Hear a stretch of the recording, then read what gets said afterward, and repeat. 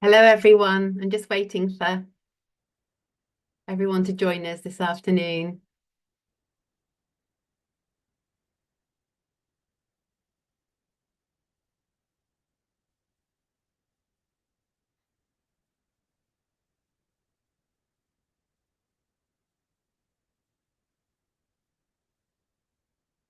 I'll start now, and we can let everyone in as they arrive. My name is Kate Parkin, and I'd love to welcome everyone to today's session.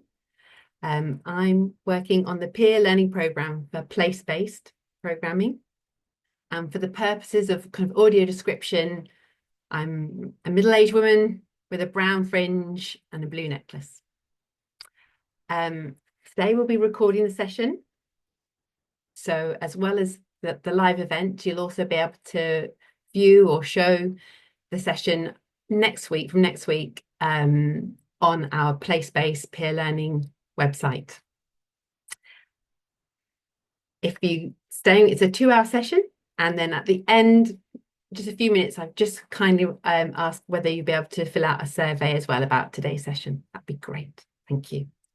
Today we have the pleasure of welcoming Dr. Leila Jancovich from Leeds University, who's going to talk to us about Failspace project and about failing in general within the creative cultural sector. If as well, in terms of accessibility, we have 2 BSL interpreters with us today, both named Claire. And we have as well captioning for if you want to press on the captioning button. Hope you enjoy. Speak to you soon. Thanks, Kate. So I'm Leila Jancovich. Will be leading the session for audio description purposes.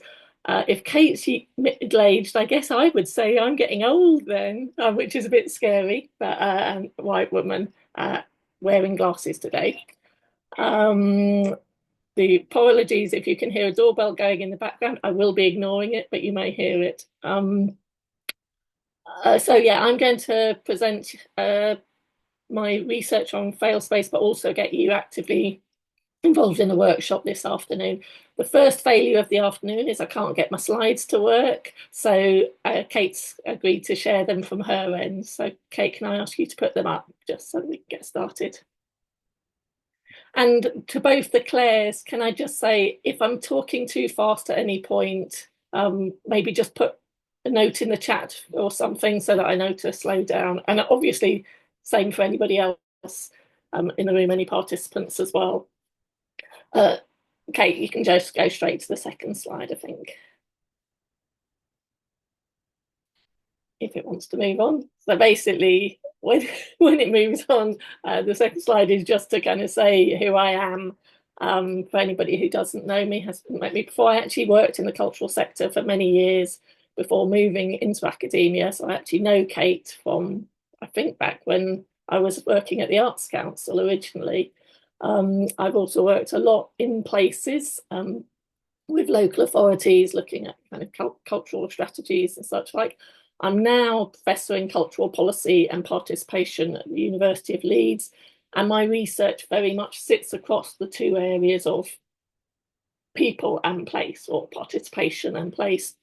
And the images on the slide there of my 2 most recent books, one which is about the local and place and its role in cultural policy, and is kind of making the case for that all policy is place-based because it has to be enacted in places.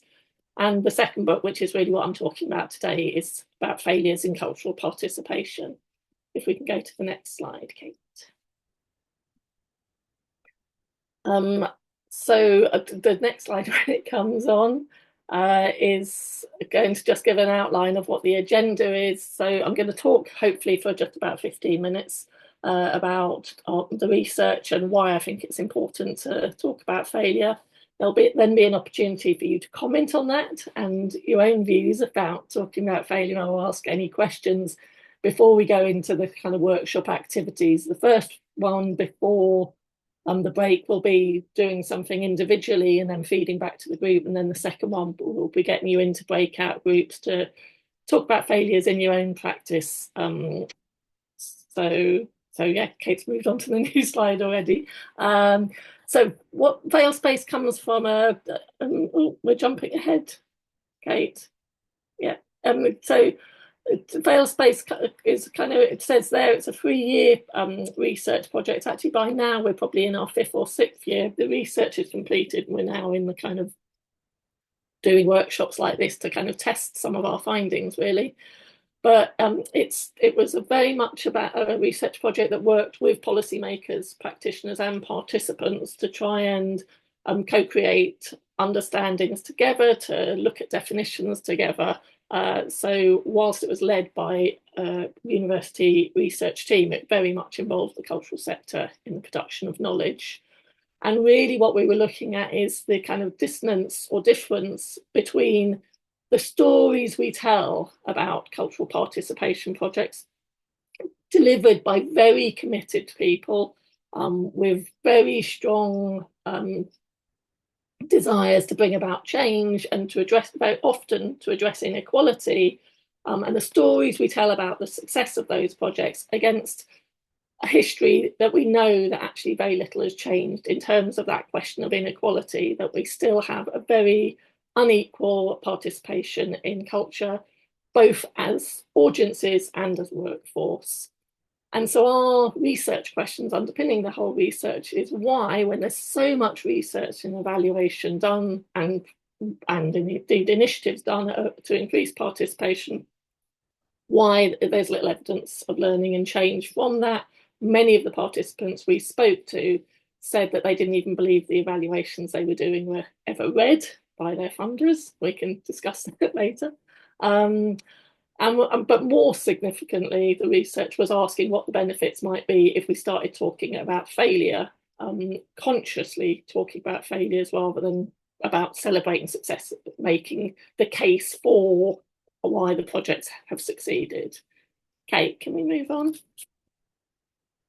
So while Kate's trying to get them to work, okay, just kind of the underpinning sort of principles behind the research kind of draw on a lot of academic theory within the educational sector that talks about the importance of learning from failure, that educationally, actually the whole obsession with testing and exams does not lead to better knowledge, that actually people, when they fail, very often learn more because they have to overcome the barrier than if that people who constantly succeed very often develop a fear of failure and a resistance to trying new things for fear that they don't live up to their image of themselves as a success. There's also a lot of literature within the business and entrepreneurship literature about the importance of failure in innovation, that it's only by being willing to try things out that we can come upon new things. And of course, within the creative process, as demonstrated by the Samuel Beckett quote on the right, the idea that rehearsal itself requires an understanding of failure, that whether we're visual artists painting and rubbing out, as some artists talked about, that's kind of acknowledging that things aren't working, or whether we're in the rehearsal room for a performance and trying to do things better all the time. What all those theories have in common is the underlying principle that if we're scared to fail, we become risk averse, and therefore in the cultural sector, we create less exciting and dynamic cultural offers. That if we focus on success, we tend to just try and repeat those successes. So we replicate, and it doesn't encourage innovation and change. But crucially for our research, the idea that if people want the right to fail, they also have to take responsibility to think about learning and changing from that. And something that came across in our talk with artists often was wanting the right to fail, but not actually having thought about their responsibilities within that. So that's something that's very key in terms of our work at the moment. Next slide, please. sort of thinking about kind of how we did the research just very quickly. So we started from the principle of we didn't want to be imposing ideas of what success and failure were. So we workshopped that with people in the cultural sector, and we worked with policymakers, practitioners, and participants in different groups to try and understand what success and failure meant for them.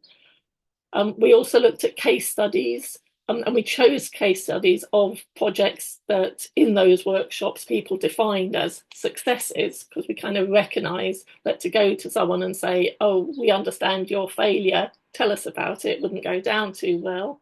It was much better to go and say, everybody says you're a success.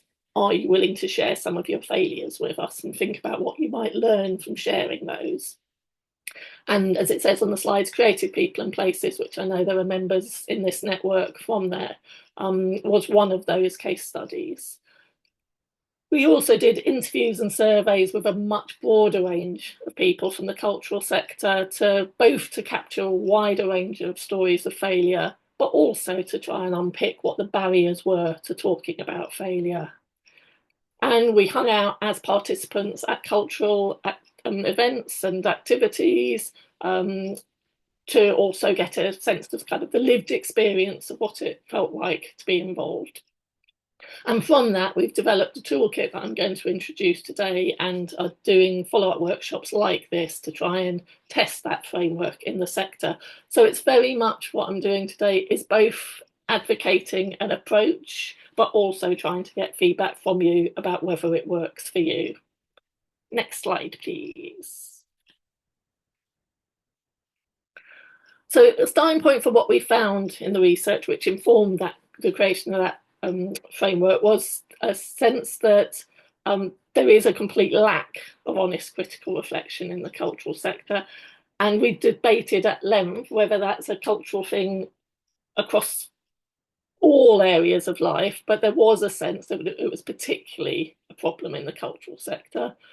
That's partly the result of what people talked about as the need to be in lobbying mode, to always be making the case for the value of our work, to always, and to become quite defensive about our work and needing to present positive stories. It also, many people said it was that the natural conclusion of a project mentality, where people are always thinking about the next bit of funding and the next activity, and not really taking time to reflect back on the learning from the last activity. And that's made worse through kind of funding that is about additionality, and where you're constantly having to do something different and new, and again, not encouraged to reflect back. It's also very much, which is a more cultural problem, not just within the sector, a fear of being blamed, personal responsibility for a failure. So not seeing failures as something that maybe you may be failed, as well as be failing. It may be a collective responsibility rather than an individual responsibility. Many people felt it was something they kept them awake at night, or that they might cry about in the bath on their own, but something they couldn't own up to in public. And that was partly the result of a real breakdown in trust that we experienced talking to people. Funders blaming organisations for lying in evaluations. That was something that came across quite common. That sort of, we don't believe the evaluations they write. Organisations blaming funders for asking them to reach unachievable expectations. And actually both organisations and funders often blaming the participant for not getting it, not appreciating what was being offered. And then the converse thing, as a result of that, participants blaming the cultural sector for not respecting them, not valuing them, not listening to them. What we also found was it was particularly hard for people to talk about failure where they saw success and failure as binary opposites, where they saw them as very kind of finite. You either succeed or you fail.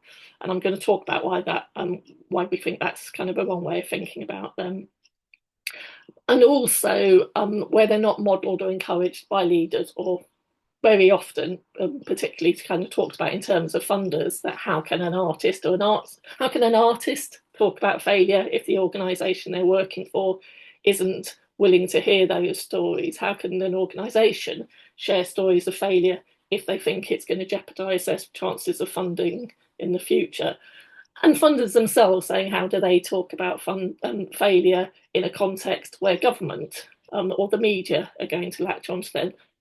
And again, I would challenge, we can talk about that further, but I would challenge that that's going to happen anyway. And I would argue that's why we do need to talk about failure. So we're controlling the narrative rather than having other people talk about our failures for us. And also what we found that was when we worked with people and got them to share stories of failure, and sometimes people found it very difficult to do so indeed, but once they did, many felt a real sense of catharsis, and many said that actually the approach was very liberating and a relief for them. Next slide, Kate. So just sharing some of the kind of comments from creative people and places to illustrate some of the points I've made there, and as one that would be particularly kind of relevant to this group of people. It was interesting to note that many people talked about creative people and places actually having been created. Its very creation was an acknowledgement of failure and a failure in participation. So some said actually failure policy is about failure. It is about filling gaps rather than just rewarding success, or it should be about filling gaps, not rewarding success. But there was a real difference of opinion amongst people we spoke to about what that failure was, or whether it was a failure of the participants. And I guess that relates to the quote at the top, the idea of that deficit model of participation, or whether it was a failure of the Arts Council's funding, which relates kind of to the second quote about the competition between places that creative people and places created, actually adding to the problem, not solving the problem. So that kind of tension there about acknowledging there's a failure, but seeing the failure very different was very clear there. And that was kind of true for all the failures we experienced when we through our research, that idea that there were very different perspectives from policymakers, practitioners and participants about where the failures existed. What we also found was that probably creative people and places through probably networks like this, which I grew out of the original peer network, their peer network, probably are more open to talking about failure in a safe space than other parts of the cultural sector might be.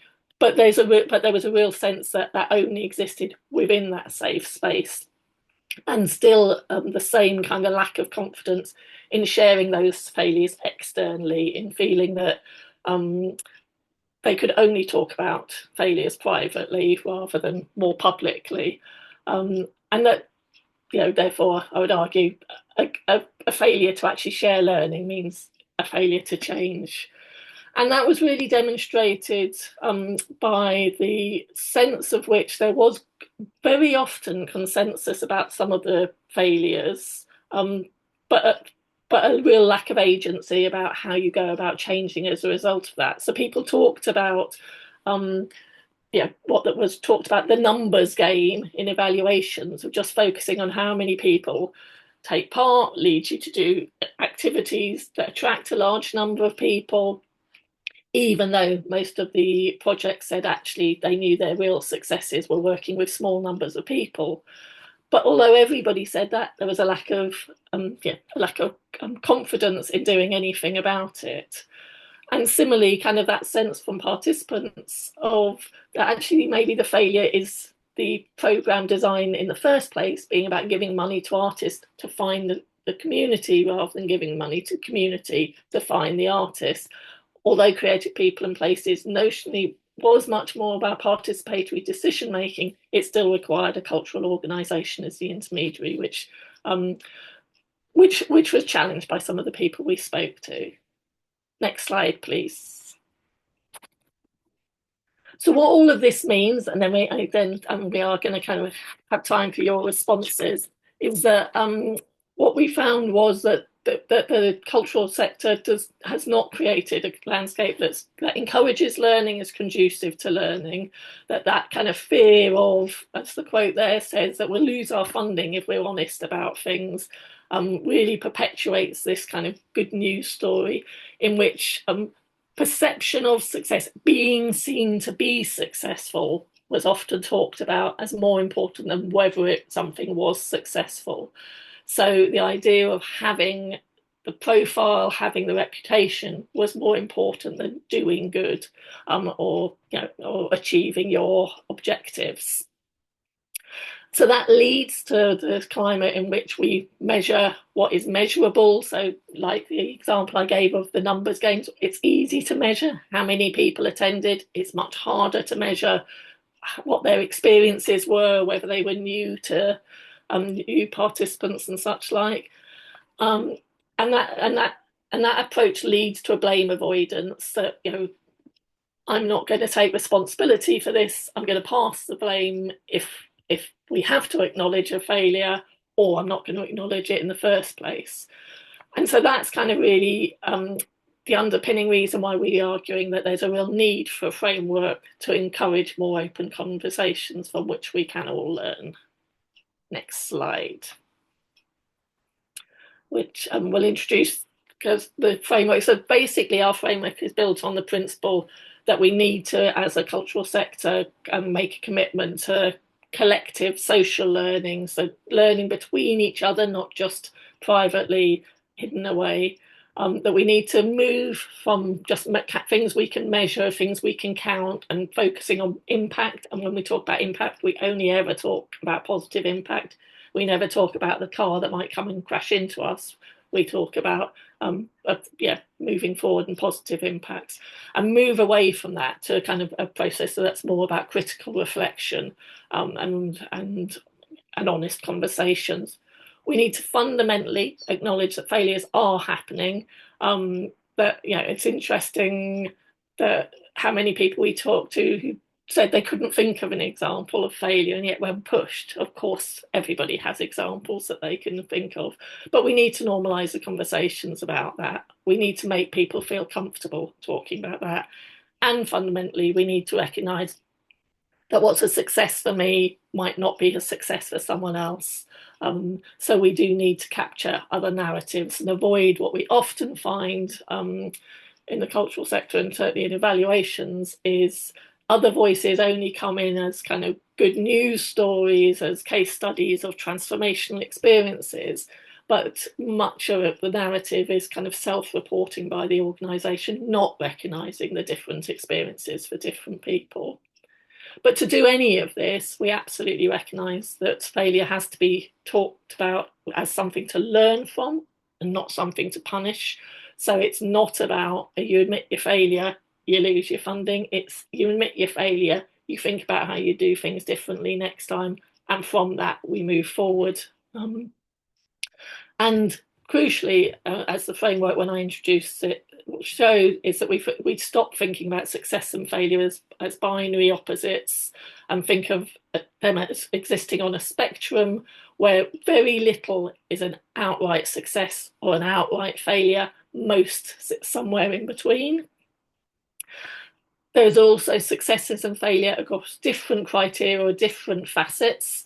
So a success in terms of profile does not mean it's a success in terms of its purpose. So with the example I gave earlier, and conversely, achieving your purpose may not actually give you the profile that you want with other people. It also is to different degrees at different points in time. So a success now might not feel like a success in the future. Conversely, something that doesn't feel successful now might actually have a much longer impact than we realise. And as I've said throughout, and is perceived differently for different people. Next slide. So this is your chance to kind of respond to all of that. So just to take a few minutes to get a sense from people about how often you do currently talk about failure, whether it is something you feel comfortable doing? And if so, with whom? Is it just at home with your partner or your family, or is it or within your organisation, or do you share those failures publicly? Um, and what opportunities and challenges you think of doing so? And of course, any questions that you might have or comments about what I've talked about, by all means, to challenge the premise that talking about failure is important if you wish to. So just kind of open to the floor, maybe take the slides down for now, Kate, and just comments, questions, reflections.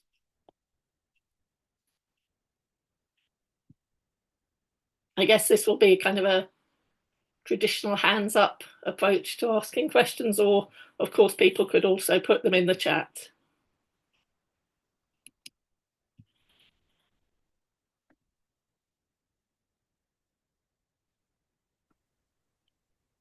Hi, I'm gonna try. Just hang on. Oh, there we go. Can you see me and hear me? Yeah. Hi, Okay. Adele. I have a very old computer that doesn't always play.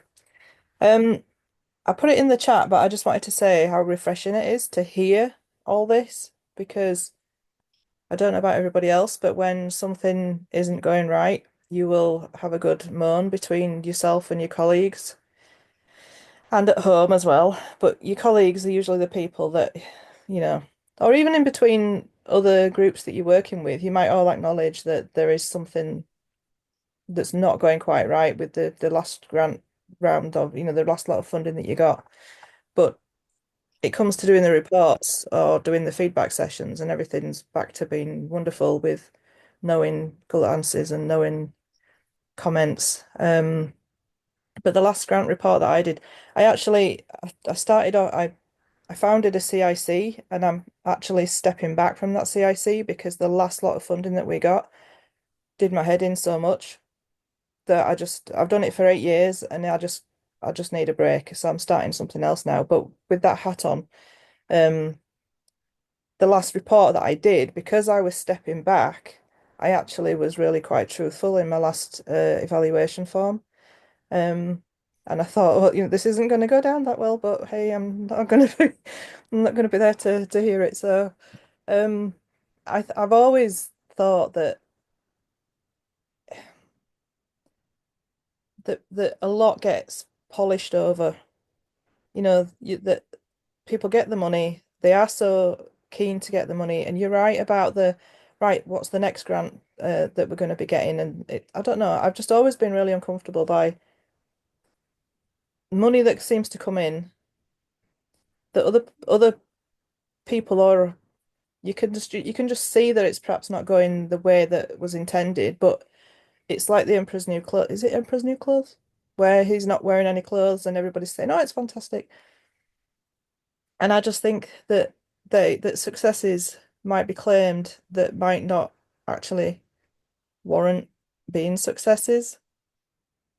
But it sounds like you're saying very much that is to do with confidence with applying for funding, because you're saying that even though you feel that, you still fall victim to only telling the truth now because you're stepping back, but not feeling you could have done otherwise. Yeah, because I mean, in the first few years, especially if it's local funding and you know the people that you're applying to, um, yeah, and you know that I'm not a fan of grant funding because I feel that it traps you too much. I'd prefer the CIC was a trading CIC, so we used to trade as well. And I would much rather have traded only rather than needing grants because you are bound by the grant and you have to sort of be forced into these boxes to do what the grant and the funders want you to do rather than what you're naturally good at and meant to do. So I could see some other hands going up, and I'll just very quickly would say all the funders we spoke to said they are open to talking about failure as long as people acknowledge what they've learned from it and what they would do. And actually, yeah, so I think that's an interesting thing to reflect on, of how much we fall into the trap of assuming that funders don't want to hear the truth. maybe they'll come back for me then. Claire, I think you went up first and then Rebecca.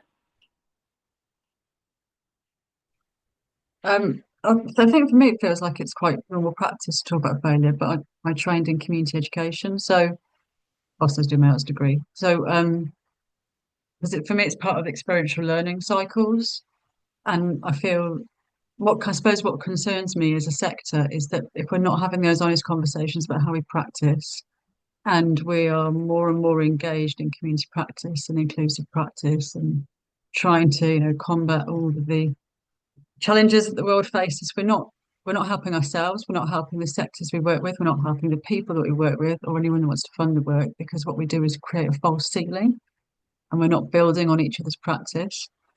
Um, I think there's something specific about culture, though, that we do act a little bit like we pretend we've got magic wands, because sometimes you can skirt around what's actually going on, and I don't think we're even honest with ourselves because we don't. I've been in lots of conversations with colleagues where there's an unwillingness to engage with the the nitty gritty of the work, and I think the data is really important because it makes you face the honesty of it. It's nice that we can tell stories and we can tell ourselves all sorts of lovely stories because that's what we're good at. But actually, the data is cold, hard facts and can really show us what's going on. So I think we need to be mindful of our complicitness in the lies we tell ourselves, and that we're not doing the best we could be doing for our organisations or the communities we work with. So I completely agree with you. get real.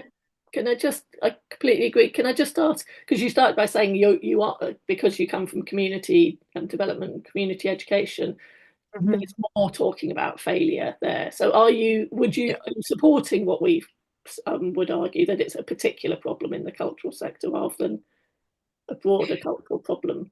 Would you say in the community sector there is more honesty about failure? I think so. Some of the same problems. I'd say the community sector has had a whittling of skill base as well. So all of the practice that I would have set my cultural practice in is basically been taken out of, the training doesn't exist anymore. The way that we had to engage when I was in my 20s training to do that work is not there for current community practitioners. So I think it feels to me, I might be wrong, but it feels to me like there is a general lack of expertise and experience in that sector because we just don't have access to those kind of training opportunities anymore. And young creatives coming through the process don't have the colleagues to lean into because they don't exist within those community practices in the same way anymore. So there's kind of like a workforce challenge. I'm now working in capital, which is interesting. So capital development. Suddenly the failures are very real there and you can't avoid them because it's, literally bricks and mortar. And that's been really refreshing to be, working in that sector where it is very much clearer, so it's, yeah. So I think there's a shift happened, I think, in the way that we gauge community practice and what that means and how we think about that. Thanks. Rebecca. I think it's a mixed bag really. But what I wanted to say was the project I'm working on at the moment is called Our Place and it's in Herefordshire in 3 different areas. And it has been envisaged as a pilot project, and I've noticed a big difference in that framing because it means when we come together, we're often talking about what isn't working as well as what is working. And because 3 different organisations are working together, we're working with different communities in the county of Herefordshire. And so our meetings are very much based on we tried this, this bit of it worked, this bit of it didn't. And it's very much more open, I would say, than your average arts project because of the pilot nature of it, in that we're testing ideas and that's explicit from the beginning. And I'm not sure that's always built in such an explicit way in projects, in that we're going to try this might not work, we don't know yet, that kind of thing, because it's so competitive, the funding, that you have to kind of go, yeah, we're going to do this amazing thing and it's going to be fabulous and everybody's going to love it and everybody's going to get so much out of it. I mean that's what you're doing in this competitive way, isn't it? And it's much harder to kind of go, we don't know. We don't know if this is going to work, you know. That's a very tricky thing, I think. Yeah, I mean, that's very interesting. One of the things that lots of people said on the Creative People and Places was exactly that it would have been much better to test it as a pilot project with small bits of money, see what works, and then fund it instead of the opposite of give large sums of money and then whittle it down from there. Yeah, and I think become more sustainable. The way funding works is it's nearly always for a new idea. Mm. And that's part of the problem, isn't it? Because you're not saying we started this and we want to continue and make it better. You're saying, oh, this is the next new idea that we've had and we need to do this with your money. So it kind of is not built around that idea of testing, trying, failing, making it better. Yeah, I mean, a growing number of trusts and foundations like Paul Hamlin Foundation are now doing more test and develop programs of exactly the kind you're talking about. But yeah, I would agree we need to push funders to move more in that direction. Thank you. Sue, I know you've got your hand up. I just quickly wanted to pull in Emmeline from the chat, who says she's got a sore throat and so can't speak, but said that she'd brought up failure in a meeting and was told can't we use the word challenges or issues instead. That came up time and time again in our research of people saying, don't use the word failure, it makes people uncomfortable. I would argue that's why you have to use the word failure. It's through that discomfort that actually people think differently, that we've used the words challenges and issues for a long time, and actually encourages us to go back into the safe space. So we deliberately use the word failure to create that discomfort, is what I would argue there. Sue, sorry, back to you. Thank you. So I just wanted to speak a little bit to the discussion about different sectors and how the arts compared to that. So my background is in engineering, and I've worked with quite a few different engineering companies, some of whom are very much cutting edge research and design, some of whom are very much manufacturing, and it's a very different culture. And I think the ability to discuss failure is very much cultural on a personal level as well as the organization. So if you've got somebody who's been in an organization where you can't talk about failure, or you're going to be judged, or you feel unsafe, then even if you go into a culture where it's normal and safe to talk about failure, those individuals won't have that confidence that is something they need to develop over time, because they've already learned that to discuss failure is a threat to them. Agreed, but I guess what I'm arguing is we need to change that. We need to change that we need to create the environment in which we're changing as individuals and as organisations. Exactly. And it does take time. It isn't an overnight thing. This workshop will not change all of your approaches. I know that.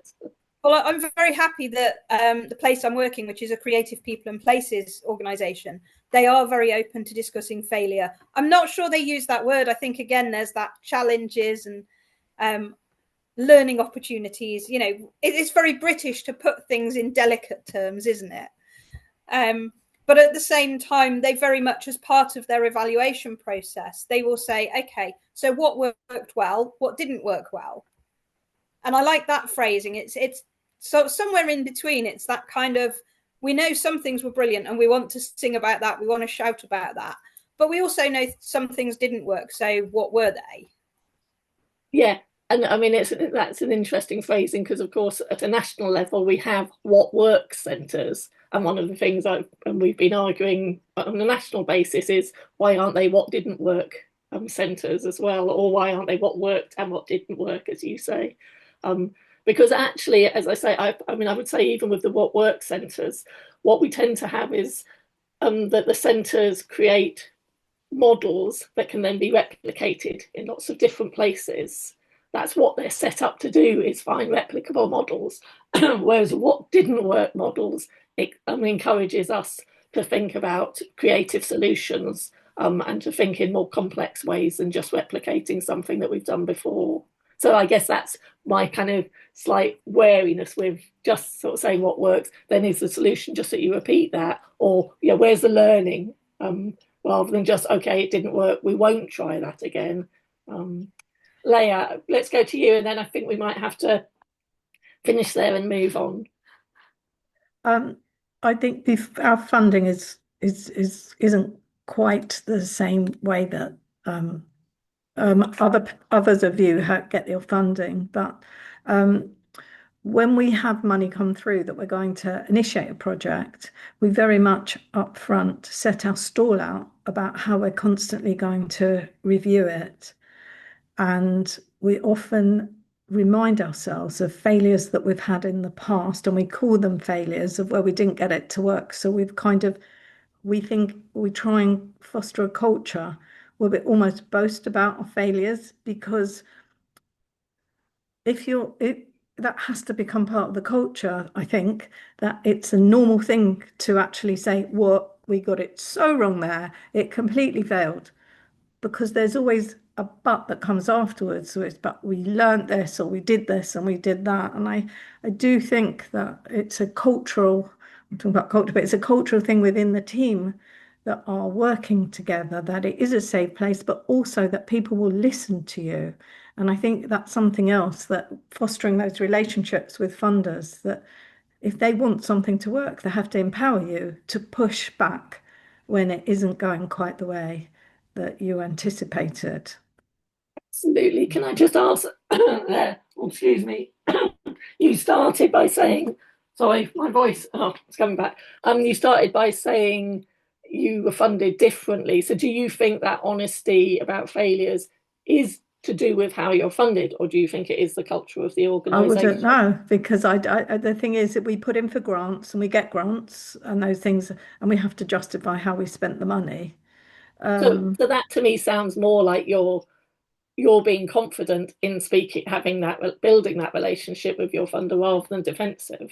It's not that your funders are because we are asking funders to explicitly ask people to talk about what failed and what did you learn from it, to try and because funders tell us they're open to it, but then the language they put in applications and evaluations is, what did you do? Now evaluate that you did it, and that doesn't encourage people to admit that they didn't do something. And in fairness, when we feed back to our funders, we don't go, we failed at this, we failed at that. We don't use that language to them, but we use it internally, we learn from it. But we're honest in the approach, say it didn't work the way we anticipated, or the way we hoped that it would.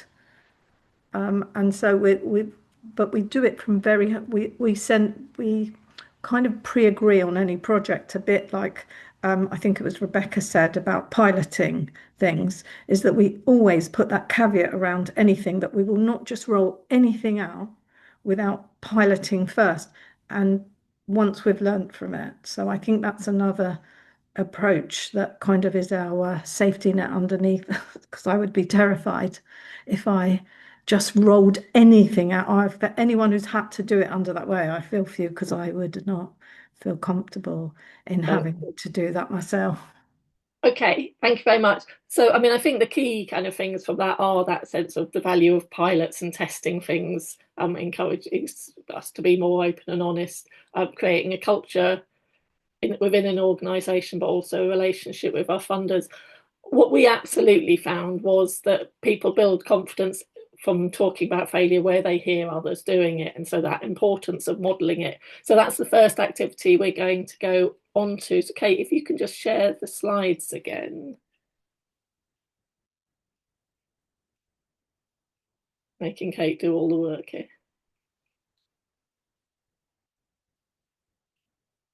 If we move on to the next slide. Yeah, so basically the first activity is basically to listen to some of the stories, or read some of the stories that that people shared with us about failure. If you click on the link that's on this slide, it should take you to, see, this is where I was going to show you how to do it. Kate, can you click on it? Because I can't do it, obviously, because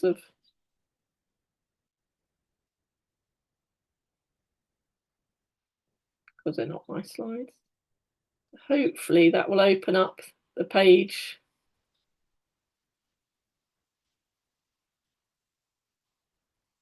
Maybe you can only see it, it's not sharing it here. If people can try and open it up on their page, what you should find is a page which, if you scroll down, you'll see some audio recordings and some written transcripts of people sharing stories, or it's actually actors that are anonymised, the people who told the stories, sharing stories about failure from various cultural projects. If people can spend maybe just, because we're slightly over, just 5 minutes just listening or reading some at random, and then we'll come back and just kind of share responses to them. Really, I'm asking you to think about kind of whether they resonate for you, whether they kind of feel familiar or surprising to you. So yeah, just if everybody turns off their cameras and goes and has a read or a listen for sort of 5 minutes, then comes back in at and maybe at 55, so that's 7 minutes, give you a couple of minutes extra. I'll stay in this main chat in case anyone's having problems finding them. But otherwise, turn off your recordings and your videos and have a listen.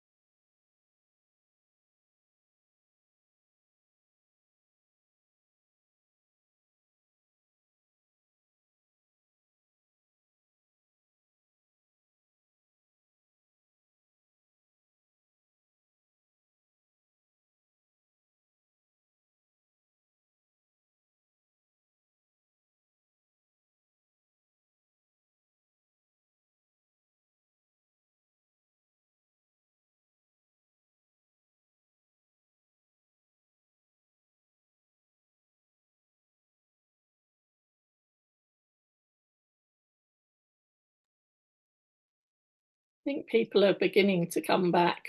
Just give people another couple of minutes, because I said people had till 5 to.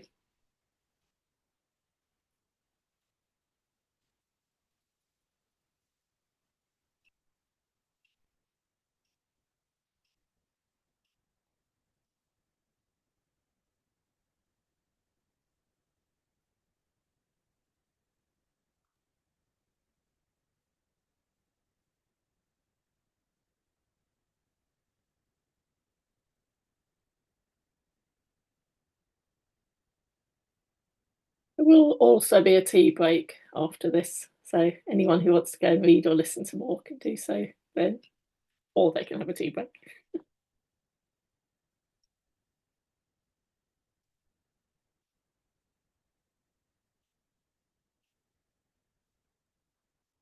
Actually, Kate, you can leave that down till after the tea break, because this is just to get feedback.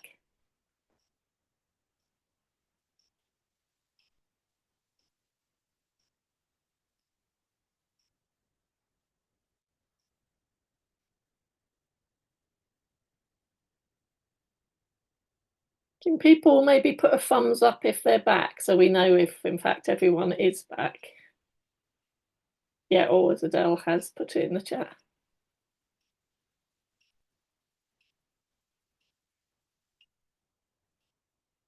Couple of people maybe that we're still waiting for.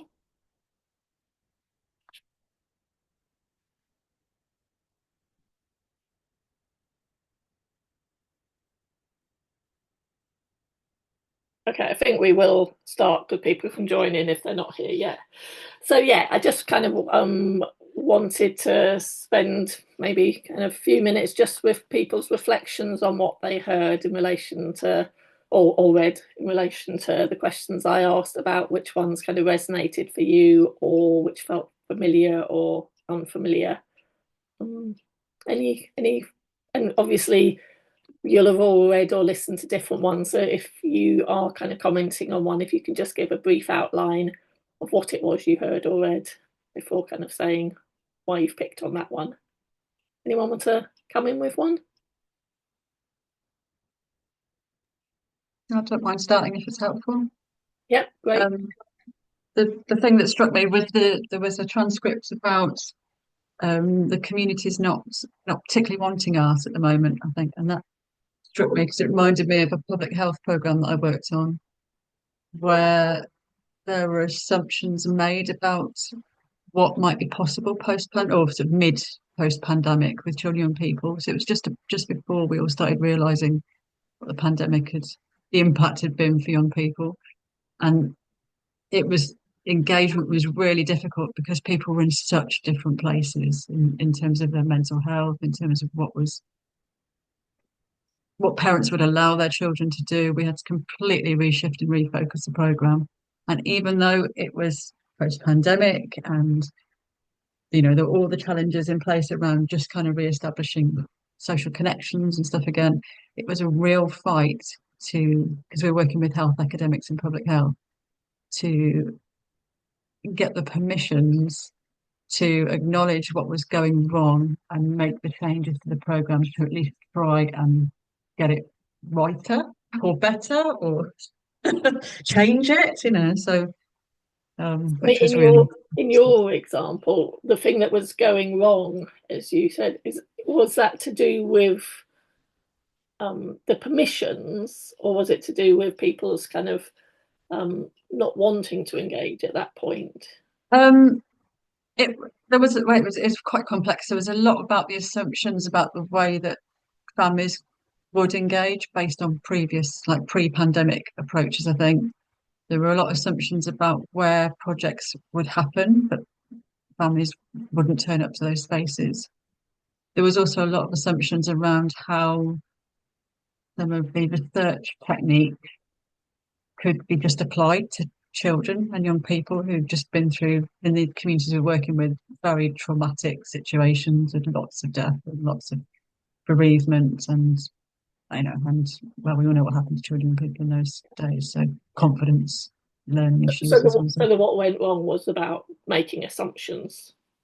yeah, lots of assumptions, and I suppose one of the biggest challenges as well was trying to re oh, find a way to work around the ethics systems that have been established as well, if you know what I mean. So, which I know is difficult and takes time, but it was almost like people couldn't. No, we've said this now. We have to, and I was like, well, what's the point of the research? We're already learning on our feet, but it's not working. How do we move from that? So we try a slightly different approach. Yeah, thank you. Interesting. More people are putting comments in the chat now rather than putting their hands up. I don't know whether that's a sign of not wanting to talk about it or whether it's just easier. But I've got from here, Rebecca, do you want me to read it out or do you want to come on and speak to it? Yeah, happy to. I just thought I'd already spoken, so I didn't want to hog it. Yeah, just I was listening to a podcast earlier about freelancers actually, and that came up in one of the I listened to the profile one. And so if you're a freelancer, you're always relying on a good relationship with an organization to get further work, etc. So in the podcast, they were talking about the difficulty of giving honest feedback because it might mean you would be seen as a troublemaker and not get any more work.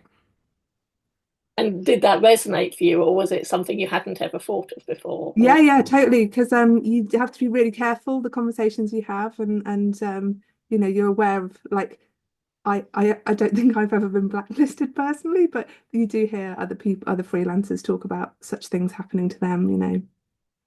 Yeah, I mean, I guess it's like any conversation in life. I could say, I'm not at all undervaluing that kind of precarious situation, but it is also how you have the conversations.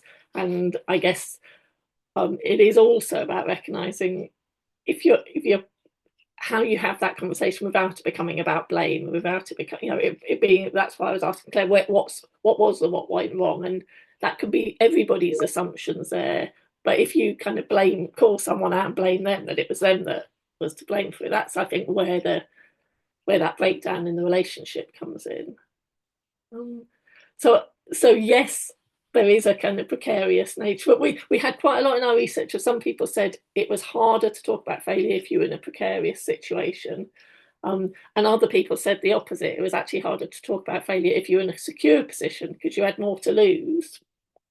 So yeah, it's interesting. Part of my job is as a marketer for arts organisations, and actually often I'm coming in and giving people an overview. So I am bringing up what they're not doing well, you know, and obviously that's a conversation. But what I do notice is that people often think that you saying, "Oh, this isn't working so well," is a criticism of them and what they're doing. And that's not how it was intended. So I often have to say, no, I didn't mean it in that way at all. This is what I'm talking about, you know. Yeah. I'm conscious we got 5 messages here. So quickly, Sue, did you want to talk to yours or do you want me to read it out?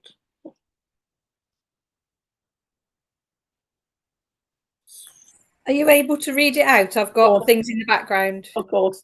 So Sue said, I listened to one about contracting artists claiming they were actually engaged and finding out that their focus was actually about the art above the participants. The speaker described it as a failure of the art as well as the artist, which highlighted that the art did not reflect the community because the artist did not prioritise the process. That was a very common one. We had that kind of sense of that if people have a bad experience with an artist, it affects their whole view of art itself. And I guess for me, that's one of those ones that's also an example of why it is important that we talk about failures, that we don't hide them, because if people feel that something hasn't worked anyway, then they kind of going to have a more negative attitude to all sorts of things as a result of it. I'm going to move on quite quickly. Emmeline, I know that you've got a sore throat, so I'll read yours. Had this too. The higher profile socially engaged artists I've ever worked with was least engaged in the process I think I've ever come across. The art at the end was great though. And that kind of relates to when I introduce our framework, the idea that it can be successful as a piece of art and fail as participation, just as it can be successful at participation and fail as a piece of art. But actually understanding those different things and being honest about those different things actually often helps people talk about it. Where people struggle with talking about failure, as I said before, is when they just see it's an all or nothing scenario. So yeah, I think that's a kind of real example of and different people want different things from it. So actually, you know, the fact it works as a piece of art is important, as well as that it works as a piece of participation for different people for different purposes. Emmeline also said, I read the process one, the bit about funding an artist to work in a community struck me. I had a project a couple of years ago back in a target community, and they literally were like, another project, no, the money will run out and you will leave, just like all the other ones. We're not interested anymore. Again, one of the most common things participants said to us, we're sick of projects being dropped in on us and then they go away again. They want to fix us rather than actually talk to us about what we want and need. That's a really, really common scenario in place-based work, and kind of to be really conscious of how much communities often feel they're being done to. And then Rebecca, this is something that I've heard. So yeah, Rebecca's reinforcing that's something very common. Lauren, do you want to come in and speak to yours, or do you want me to read it? Yeah, I'll come in. I'm going to keep my video off because my signal's a bit dodgy, so if it jumps out, I do apologize. But so yeah, so I listened to the participants' interviews, and it was sort of the fourth one in, or I think, where they talked about them being dropped. So the artist or the organization coming in, but then obviously they know there's going to be an end date, but there's no follow on after that end date, and so it's like and I think somebody mentioned underneath that was it show said that it's like a cliff edge, and how do we ease people out of it, out of that I suppose the being so involved in something to then being dropped, and then the organization moves on to the next exciting thing where the funding comes from. Yeah, no, absolutely. And yeah, that sense of, I mean, for many artists and arts organisations as well, that sort of sense of having to move on and abandon people that you work with was something that actually was really painful for a lot of people. So it's not always a kind of a lack of care, even where there is care. It can sometimes be very difficult, but the impact of dropping people can be, and that's, I guess, what I meant about kind of, we talk about positive impacts, we don't talk about negative impacts. You know, if we think something like Hull City of Culture, what the statistic that's always used is that there was an increase in pride in living in Hull during City of Culture. What nobody quotes is the other statistic that says, and when the circus left town, the level of pride in their city went down to a lower point than it was before the event happened. So, you know, actually that's something we really need to be honest about, I think. You mentioned Shola's feedback. Shola, you've also put something in the chat. Do you want to speak to it, or?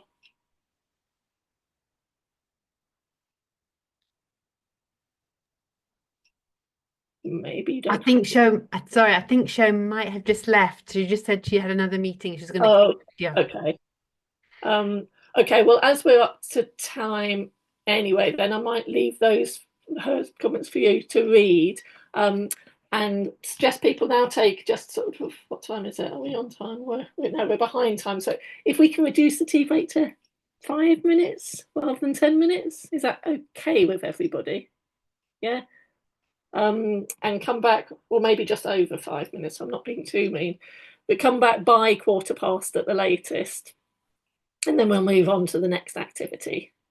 Okay, see you then.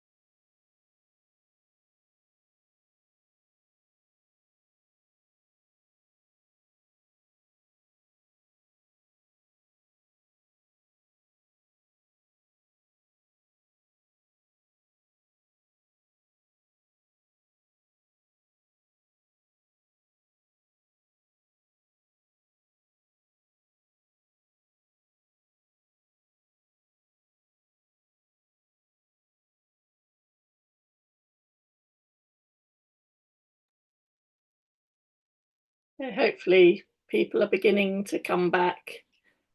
As before, if people can either just put in the chat to say they're back or put their thumbs up so I can all turn their screens on. One of 3 ways, so I know who we're still waiting for.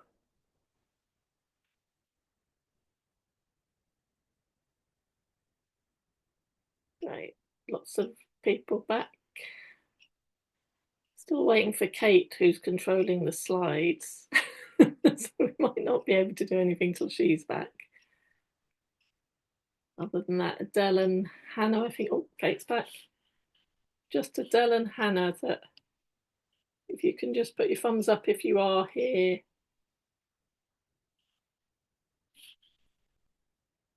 Yeah, Adele's here. Okay, I think we'll start. I'm not sure if Hannah's back or not, but I'm sure she can join in if she's not.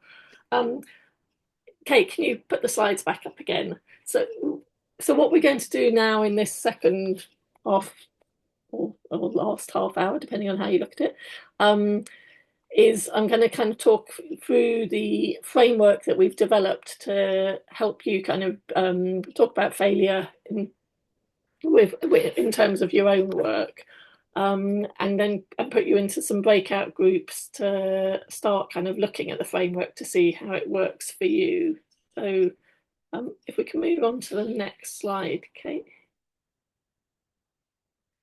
So yeah, basically the framework, which on a later slide I'll give you the link to so that you can open it up and look at in your breakout rooms, is basically a framework that attempts to do all the things I talked about earlier, to acknowledge that failures, successes and failures can exist across different facets. So the triangle coloured bits that you can see there, participation, practice, process, profile and purpose, were the 5 main areas that we identified with people for our research, the 5 facets that people tended to think about in terms of their work, in terms of success and failure. And then the circles that you see going around are the spectrum of failure I talked about, from outright success to outright failure. Within my experience, as I said, nothing really existing at those outside edges, but most existing and most of the interesting conversation indeed happening in those middle areas around, was it a tolerable failure or a conflicted success? Was it precarious failure, a resilient success? What we're kind of proposing with this framework is that it needs to be used throughout the process, from planning, so that it actually ensures that people are seeing the success and failures that they're being measured against, or that they're reflecting on, as things that they've been involved in choosing. There's nothing worse than measuring whether somebody's been successful or failure against a criteria that they haven't set themselves and they don't understand themselves.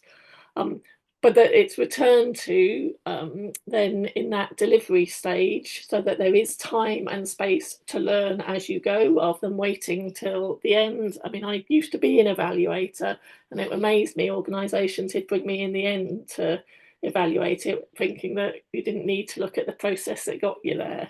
And that for me, you know, it's all about how do we improve as we go, not just keep calm and carry on, as the famous saying says, and then take that through into the final evaluation and share it, not just keep it as internal knowledge, as quite a few people talked about in this session, about reflecting in their organisations, but still not necessarily being confident in doing so externally.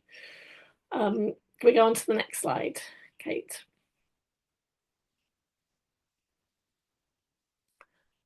So I've kind of put here, I changed this. This might be an old version, to put in the definitions of the facets of failure and the facets of success. They are there on the download that I'm going to ask you to look at online anyway. But they're there on this example of a grid that I've put up for you. So this is us using our own framework to reflect on our research and the successes and failures of our research. And what you've got here is kind of an attempt to think about what success and failure means in each dimension. So that's the key thing, to not default to that, what success and failure mean, outright success and failure mean. indeed, if you haven't got time to fill them all out, focus on the middle ones rather than the extremes, because I think most of that's where it happens. But to give you an example, kind of, we've said that in terms of our research, an outright failure would be to just get nobody interested in our plans. And an outright success would be that not only did we get people's interest, but it actually led to change in the cultural sector. So you can see that as a very clear kind of aim. But the interesting thing, as I say, is in the middle about, what we found, certainly in terms of our own research, is, sorry, the dark green is the outright success. What we've got here in between the orange ones are at the end of phase 1, where we then assessed, so at that midpoint where we assessed we were up to, and therefore reflected on what we needed to do to move higher up the scale. And then the lighter green is where we think we currently are, and then again, kind of to give us space to reflect on what we might do next. So I'll give the example of profile there. What we said was at the end of doing the research, there was some visibility for our research. We had a number of articles in Arts Professional. We had a number of invitations to do workshops like this, but there was no evidence that that was actually leading to an impact beyond just people knowing that the research was there.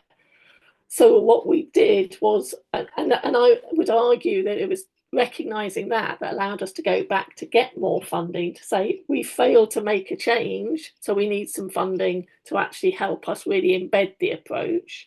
And it was that gave us that justification for the further funding, which then had led us to do a range of workshops, train some consultants and independent people in the cultural sector to be champions for our work and take our approach out into the sector and to try and embed it. And as a result of that, there are a number of people who now say that they do see evidence of positive change. So that's an example of kind of recognising the spectrum of what we're trying to achieve, recognising where we were, acting on it, and hopefully moving up the scale. As you will see, there's other examples there where we still feel that kind of we haven't had the success we might have. So give the example of participation there. We actually said that was more than a tolerable failure. It was a precarious failure because although people showed an interest in our research, there was no sense of them taking ownership and doing anything with it. And despite all the work we've said, we almost would say we had a number of artists work with us to develop the tools and the framework, which were a resounding success as pieces of art at engaging people's interest. And people have said they love the tools, but we recognise that's also had the detrimental effect of they love the tools to the extent that they don't want to let go of the tools and take ownership and do the work themselves. That completing the grid sometimes is seen as enough rather than doing the learning and making the change as a result of that. So that's kind of just my call to all of you, that if kind of that what you do in the workshop now, to kind of be good to know whether you take that anywhere further or how easy it is to take it further from there. Kate, next slide.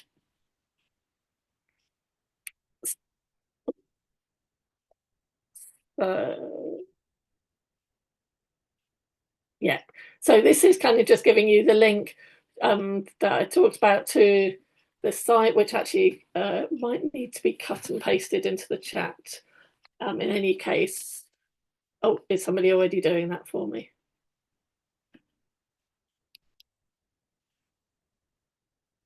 I thought my seemed to be saying that the link was being copied. I can do that in a second, but in essentially what we're going to do in a minute is put you into breakout groups. If you can open up the link, oh, Lucy's put it in there, thank you very much, Lucy. If you can open up that link in your breakout groups so that you can see the definitions of the different facets and the different degrees of failure, and just kind of have a chat amongst yourselves about your own work and the degrees of success and failure within that. You might choose to focus on a specific aspect, like how much you're achieving your purpose, and really try and think about the different degrees of what success and failure would look like for you in that. or you might try and focus on all the different facets, but really just focus on specific examples and stories of success and failure within those. It's up to you how you want to approach it in your groups. I will stay in the main room, and so if there are any problems or questions as you're doing it, do come back into me and to ask me, and then I can come, or call me into one of your groups via the chat if you want me to come and join the group as a whole. But I don't want to come into the groups and disturb you if you're in the middle of talking. Yeah, in terms of how you work in your groups, you might kind of scribble. If you were in a live situation, you might try and actually complete a grid, or stick post-its all over the wheel of failure. Obviously, in your own on an online version, you might just take your own notes and think about how you might take that away and work on that yourselves. But crucial with that, I guess, is also thinking about who you would want to include in that process to make sure you are getting different perspectives. I hope that makes sense to everybody. If I can just check if there's any quick questions or anything like that I didn't explain very clearly there, because I didn't feel like I was terribly clear. If anyone has any questions. If not, I'm not seeing any hands or anything. If not, can I ask whoever's responsible for putting the breakout groups to put you into breakout groups? As I say, if you can open the link so that you can see the definitions, and then call me in if you want me to. Otherwise, I'll put my feet up. All right, and we'll call you back in about what time is it? In between 15 and 20 minutes. I'll call you all back in to then just feedback on what you talked about in your groups. Okay, no.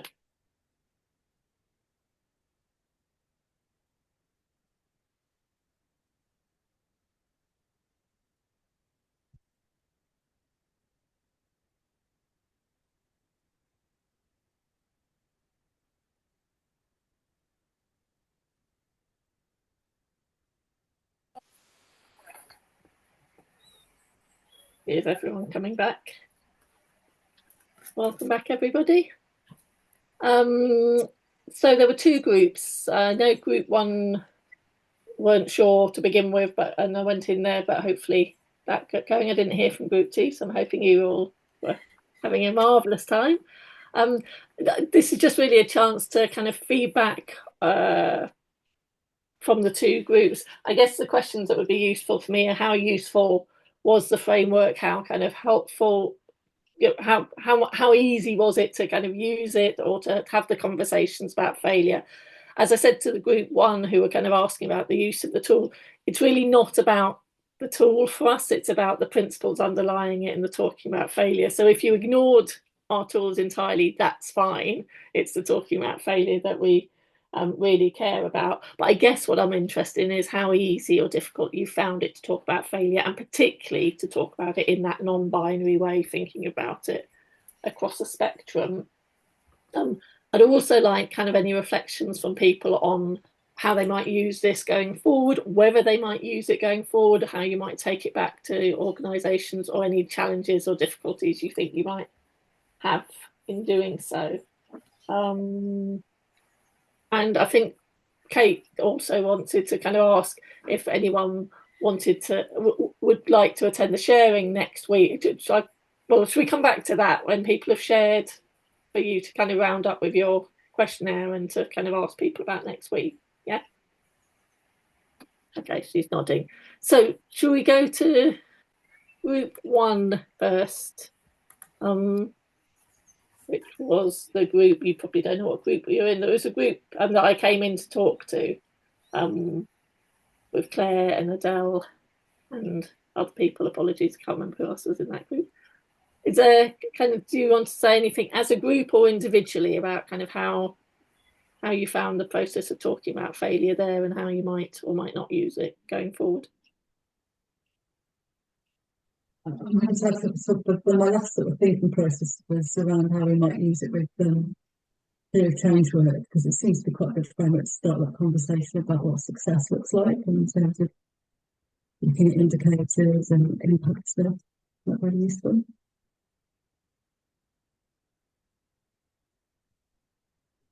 You're Yes. muted, Leila. We can't hear you. Sorry, so I am. I was just saying there was a bit of echo there, Claire. So I was trying to work out whether that was other people. I was asking other people to mute, but I think actually everyone was muted. So go ahead, Claire, and ignore me. I was just saying it. It's a good framework, I think, to start having those conversations around defining what success looks like and what failure looks like, and how that might feed into other processes like theory of change work. Because that can be quite a hard conversation to start cold. So it's quite good to have something to trigger. What do we mean by this, and what does it actually look like, and where does that fit? We had lots of conversations about, well, what would purpose be, and how things kind of all, depending on what you're working in. We talked about engagement, didn't we, at one point? Starting off thinking that was possibly the thing that sat across all of us. But the more I thought about it, well, actually, some of my projects, it might be an outcome rather than an output, if you know what I mean. So it's just the differentiating, I think, is really interesting. Was there anything that people found difficult, either with talking about failure or with the idea of taking it back to their organisations, or did it feel like something? Did it feel like kind of an interesting thing to do for 20 minutes, or something you would take further? It did. It did feel something. It did feel of interest, and I think that what is refreshing about it is looking at the model. Is that probably within the area I work, we're kind of at that other scale where we keep saying to each other, well, that was a failure, or we didn't achieve what we wanted to achieve with that. And I like changing the language around that because you've got the scale. So conflicted success could actually be something that we're calling failure. And the thing is that you can't hit. Sometimes it maybe we're setting the bar really high. We have to reflect on what conflicted success looks like and use it that way rather than disregarding maybe more than we need to because overall we think that we haven't succeeded at something. It's picking out from what we perceive as failure the bits that were actually quite successful. Yeah, and I think the most common, when we've worked with people, the most common placing people, most commonplace people put things are either that conflicted success, which fundamental to that is the idea I've been talking about, is it might be a success for some people and a failure for others, or the tolerable failure, which is a failure, but it might still be tolerable because you've learned something, because you've achieved to a certain degree, even if not everything. So what starts as people being scared of the language of failure, hopefully the aim is that by the end of it, you kind of recognize some failure is not only acceptable, it's inevitable. Adele, you've put your hand up, so do you want to come in? I did, but I don't know if it's relevant now. It was what I need time to think about things before I speak. What Leah said, about the difference in, I got the sense that you guys might be being too harsh on yourselves, and then that made me think about the one of the last projects we were involved with. We partnered with another organisation, and the work that our organisation did, we felt was not great or was a failure. But the other organisation, oh, she's gone. Has she gone? Oh no. The other organisation thought it was fantastic. So we were putting some information out that we were all like, oh God, this we worked for like 3 days solid to make sure that there was enough on the website that we were adequately what's the word that you use? Acceptable, tolerable. So it was a tolerable thing. But the other organization was absolutely blown away and they loved it and we were like, okay. So But I guess what I'm encouraging is instead of thinking, okay, yeah, neither of those are right or wrong. That's where the interesting discussion comes in, is exactly. on what, what felt like a success for them, why did it feel like a success for them and not to you, and actually unpicking that And rather than just kind of thinking, okay, great, we got away with it, so we don't need to learn anything from it. well they felt as well that the funder was going to be thrilled, which again was like, okay. But yeah, it is interesting now. Yeah. This is Group, can I go to group 2 because I'm conscious of time and wanted to make sure that people get away. Group 2, how did the conversation go for you? I think everyone we've heard from was group 1 there.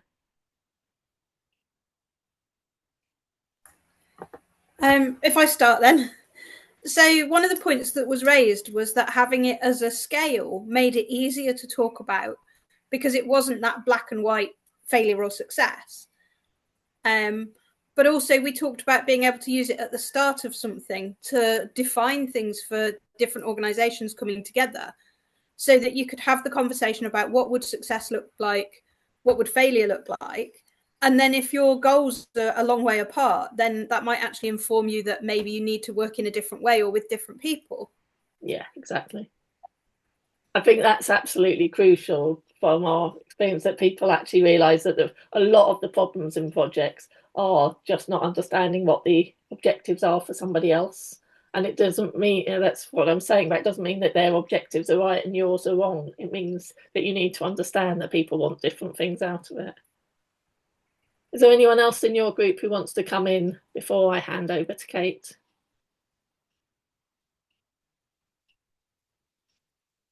Okay, I'm conscious that people very much there have talked about how I'm glad to hear you found the framework valuable, but they've talked about it in positive ways. I'm very open to hear about the problems with it and how it fails as well, but happy for you to do that in other contexts. I think Kate's now going to talk about what none of you did do was shared an example of a failure you talked about, and I think Kate's going to now come in and kind of ask you to do just that potentially. So Kate, I'll hand over to you. Thanks, Leila, and thanks for a really informative, insightful session. That was brilliant. And we hope it's fired up everyone's interest in talking about your own experiences and potentially sharing, which would be a fantastic opportunity. Next week we have Leila again on the Wednesday. So that's the 7th of May at 12 o'clock, between 12 and 1 o'clock. And it's a project share session. We have a few people already signed up, but we would really love to see and hear from you at the session. And you can just book online or send us an email. But we have that up on our place-based peer learning website as well. I think my colleague Lucy has also put in the chat if you want to click on that link. So that's and book there. We'll talk as well about this theme, but it'd be a great follow-up opportunity as well. We have one last thing before we close, and that's whether you could spare a minute just to fill in a very simple survey about today and about any other future sessions with the place-based programme. We'd love to hear back from you. So launch. Just while you're doing that, can I just respond to a question from Adele, which says, can you use the toolkit? So yeah, all our resources are free open access. So the link that I've shared there, you can use and download the toolkit at any time. We would love to hear if you do use it. So but that's just kind of more for our information to know how it's being used. But yeah, you don't need permissions or anything to use it.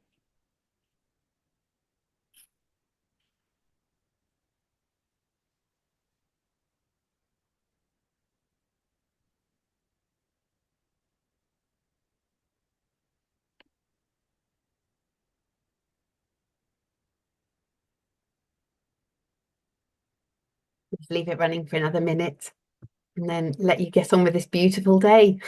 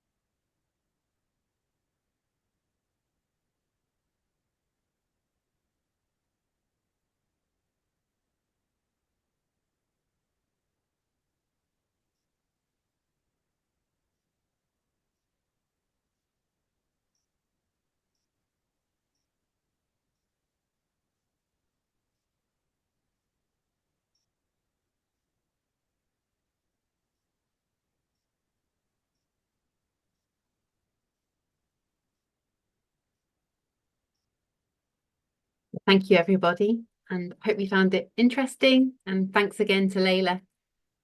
We look forward to seeing you next week. My pleasure. Thanks everyone for their contributions. And yeah, if anyone has any follow-up questions or anything, don't hesitate to email me. And I'm very happy for the slides to be shared if that's useful.